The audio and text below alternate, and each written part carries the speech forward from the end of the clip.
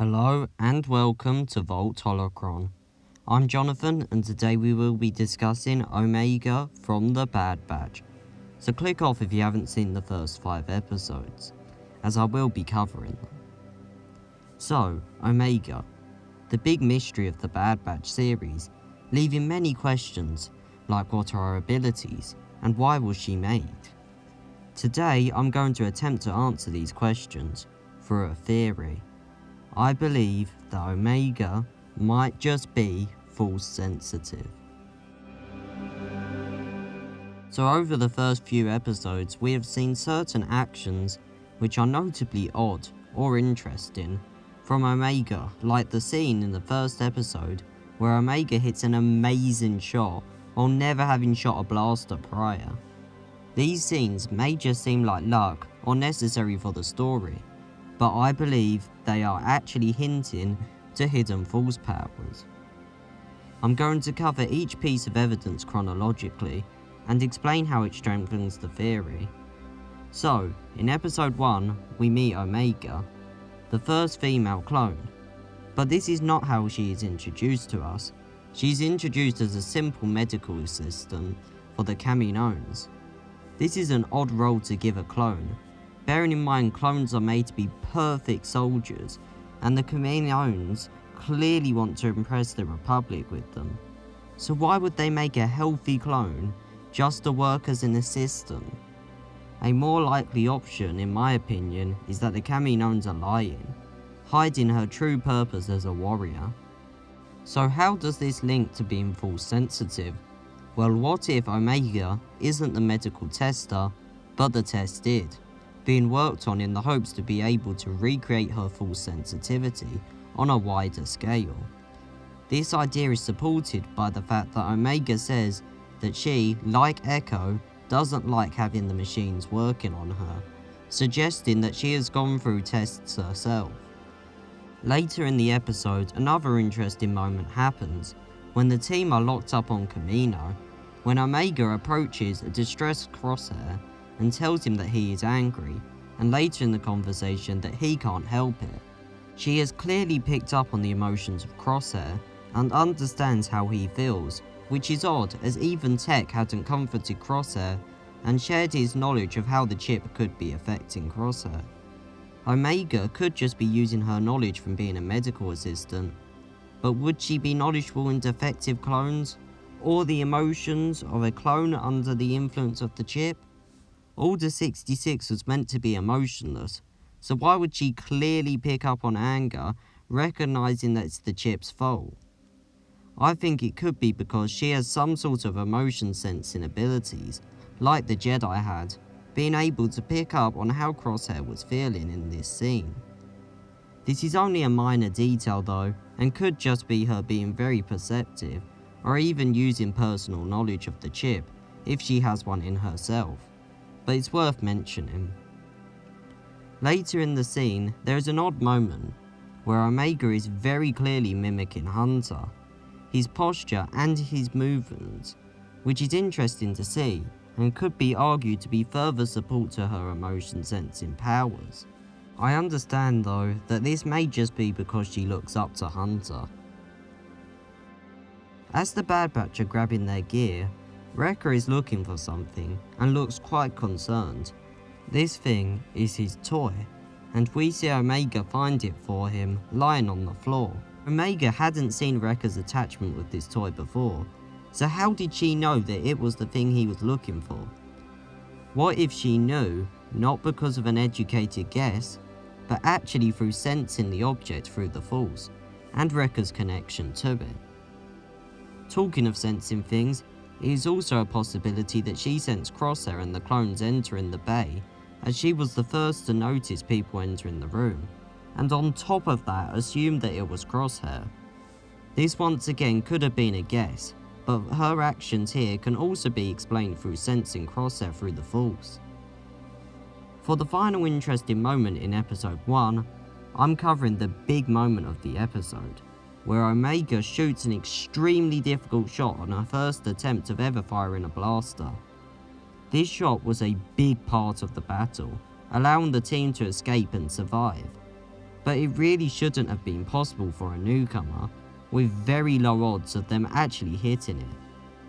This is confirmed when Omega says that she must have got lucky, and Tech agrees by saying that she wasn't the only one who got lucky.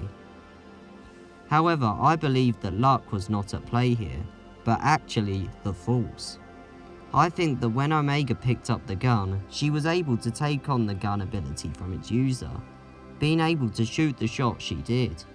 This could have happened through the Force Echo ability, which can allow its users to see the history of an object and use it, like in the case of Cal Kestis, playing a song he didn't know on a guitar first try through his Force Echo powers. This clip from the game should explain the ability quite well.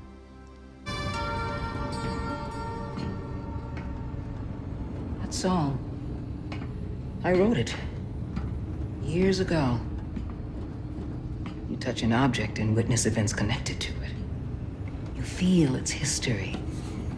It's an echo in the force from the object. Anyway, I think that covers the amazing shot she hit, and how it could be linked to the Force. Now moving on to episode 2. In Cut and Run, we learn that Omega knows about the inhibitor chips and their capabilities. This is interesting as this was very secretive information, meant to be a surprise when Order 66 happened, but Omega at some point learned about them.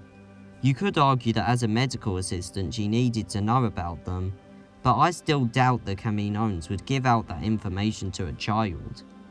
What if Omega actually learned of the chips, not through being told, but through pulling the information from someone's mind? I understand that it's a stretch, bearing in mind she could have just overheard the Kaminoans, but I'd say it's still a possibility.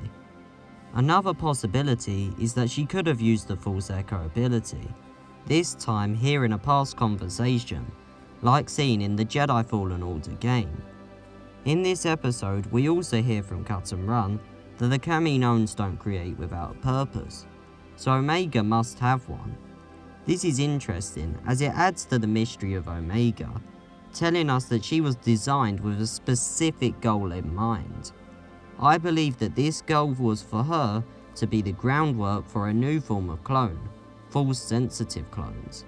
Kaminoans are business people, working hard to keep purchases running in for their elite warriors, so they must work hard to keep their customers happy, and also find ways to improve their clones so that they can make even greater profits.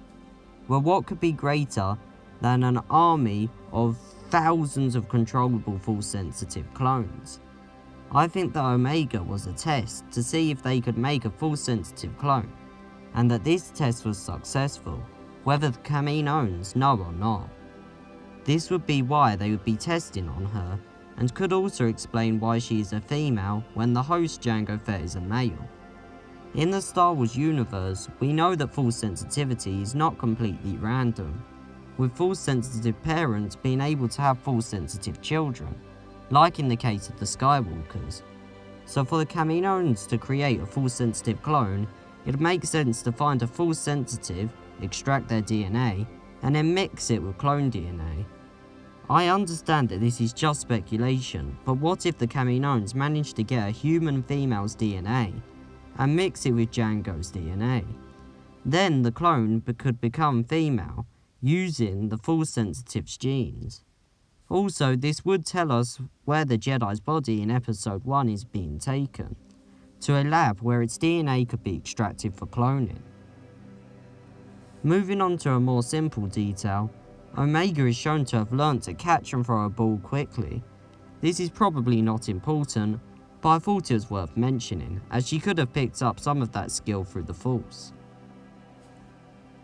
In episode 3, the group crash onto a desolate moon, Aldo Moon, where they encounter an Aldo Moon dragon, which steals a part from the ship due to its energy. Omega then follows the beast into its home, yet leaves unharmed with the part. This is odd, as she was very vulnerable, and could have easily been attacked, yet the creature backed down. I think this could be due to Force sensitivity, as if you've watched Rebels, you'll remember that Jedi can somewhat tame or speak to wild creatures, as Ezra does multiple times. Omega could have done this when facing the beast, which was roaring in her face, reducing the conflict and allowing the two of them to be fine with each other's presence. I'm going to skip over episode 4 as I didn't really find anything of note in that episode. Anyway, in episode 5, Echo leads the group to a bar where they can find Sid, an informant broker, but they struggle to find Sid after being told that there was no Sid at the bar. However, Omega, unlike the rest of the group, recognised that the woman who had told them that there was no Sid was actually Sid. This could have been due to some sort of false mind trick, or by sensing Sid's emotions and figuring out that she must be lying. This scene may seem like Omega just being smart, as Sid thinks she is, but don't forget that Tech literally has increased intelligence and still didn't figure out who Sid was. So later in that episode we meet Moochie, an adolescent rancor which the Bad Batch had to bring into Sid, and this rancor wasn't going to come in easy. It required the rancor fighting off slavers and then fighting Wrecker just to wear it out.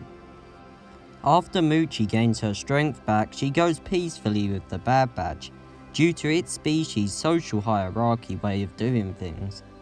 When the team return, Omega is seen riding Moochie, which is interesting as Moochie was a powerful rancor and was following Wrecker, not Omega. I understand that Omega could just be trusted by the rancor due to Wrecker's efforts, but this could be another argument to say that Omega has some sort of connection to animals through the Force. Also, just as Moochie leaves, she looks to Wrecker one last time, and then to Omega, which would suggest that Moochie held some sort of bond to Omega as well as Wrecker. I couldn't find anything in episode 6, but I do have one extra detail to add to this theory. I noticed that if you look at all the mutated Bad Batch members, they each have a name that matches up to their abilities. There's Hunter, who is a good tracker, which means he can hunt things well. There's Crosshair, who has enhanced eyesight, meaning he can snipe well, and snipers have crosshairs. There's Wrecker, who is strong and can deal heavy damage, wrecking things. And then there's Tech, who is the tech guy of the group. If the Bad Batch were all named by their abilities, then I'd say it's not that bad of a guess to say that Omega 2 was named after her abilities. Also, in case you are wondering about Echo, he got his name from repeating orders back to Domino Squad, the regular clone squad he was in, and he is a regular clone. Anyway, I googled the meaning of Omega and found that one of its meanings is last in a series. This got me thinking, what if they named Omega off of the idea that she is the last clone? Well, the last Jango Fett clone to be precise. The Kaminoans for a while have been talking about the deteriorating DNA sample of Jango Fett, so what if Omega is his last clone? This links to what I've been saying before with the idea that the Kaminoans are looking to make a new Force-sensitive Legion of Clones, with Omega being their test. Anyway, that's it for this theory. I'd briefly like to mention that as a bonus, this theory may also be our answer to the dead Jedi on Kamino, who could be a new Jedi, designed for this series as a foundation for a new set of clones. Anyway, thank you so much for watching, and we hope to see you later at Vault Holocron.